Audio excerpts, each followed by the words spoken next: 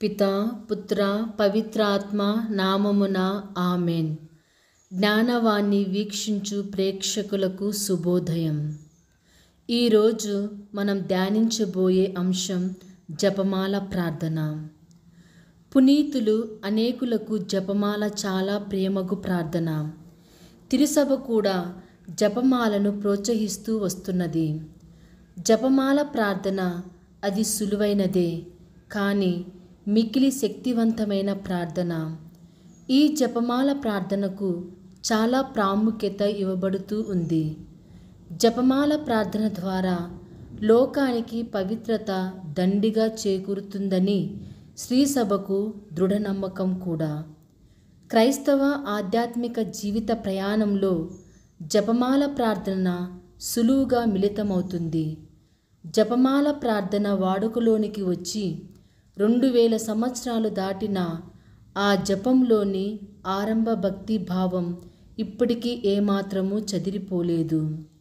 అంతేకాదు, మెరుగైన పవిత్రాత్మ సహకారంతో జపమాల ప్రార్థనలోనే పరమ రహస్యాలను ఇంకా లోతుకు వెళ్ళే ధ్యానం మనకు ప్రాప్తించగా మనం కంఠంలెత్తి క్రీస్తువే మన ప్రభువు, ఆయనే మన రక్షకుడు అని మరొకసారి ఈ ప్రపంచానికి చాటగలుగుదాం.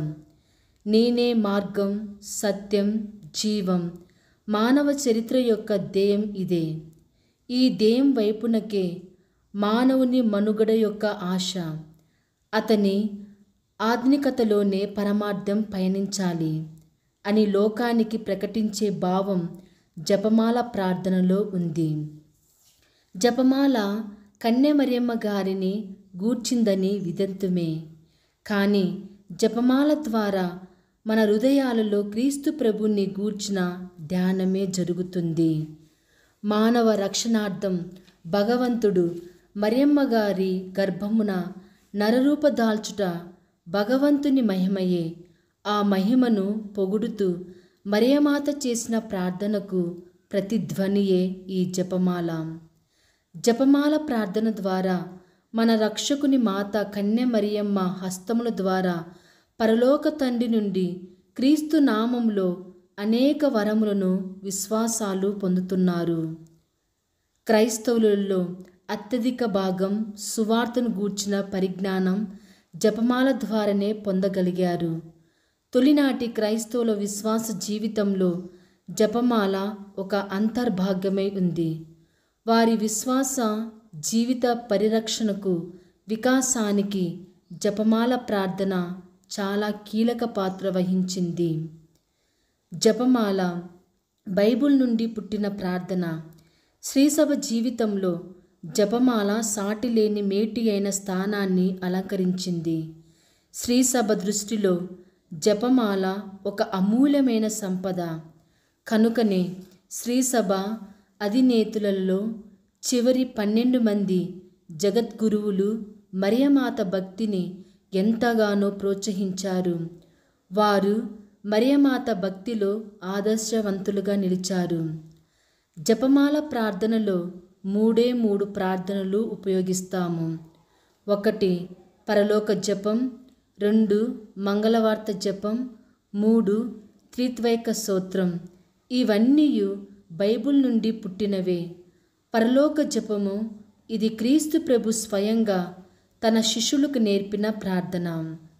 మంగళవార్త జపం దేవుని వద్ద నుండి వచ్చిన గాబ్రియేలు సమన్సుకుని మాటలతోనూ దేవుని ఆత్మ ప్రేరణ వల్ల పరవశం చెందిన ఎలిజబెతమ్మ ప్రశంసలతో అల్లిన ప్రార్థన.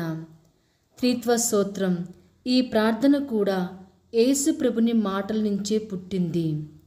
కనుక జపమాల ప్రార్థన పరిశుద్ధ గ్రంథం ఆధారమే అని నిశ్చయముగా చెప్పవచ్చు. ఈ జపమాల మాసంలో మనం మరే తల్లి ప్రేమను పొందటానికి జపమాల ప్రతి క్రైస్తవుని వ్యక్తిగత భక్తి సాధనం, ముక్తి మార్గం కావాలి. జపమాల ధ్యానం ద్వారా మనమంతా దేవుని సన్నిధి చేరుకుంటాం. కనుకనే జపమాలను జపించు వారి ఆత్మలు నశింపక వారి మనసులు ఎల్లప్పుడూ పరలోకం వైపు నిలిచి ఉంటాయి. కఠిన మనస్సులను కరిగించేసేది, పుణ్యాత్మల హృదయాలను పులకరింపజేసేది, భక్తులెల్లరికూ దైవాశీస్సులు కురిపింపజేసేది, సైతాను తోకను ముడింపచేసేది, నరకాన్ని భయముతో గజగజ వణికించేది, మనలను పరలోక త్రోవలో అనునిత్యం నడిపించే పరమ ఆయుధమే రక్షణ ఆయుధము జపమాల. ఈ జపమాల ద్వారా ఆ తల్లిని శరణు వేడి ప్రార్థన సహాయం కోరుతూ దైవానుగ్రహాలు పొందుదాం. ఆమేన్.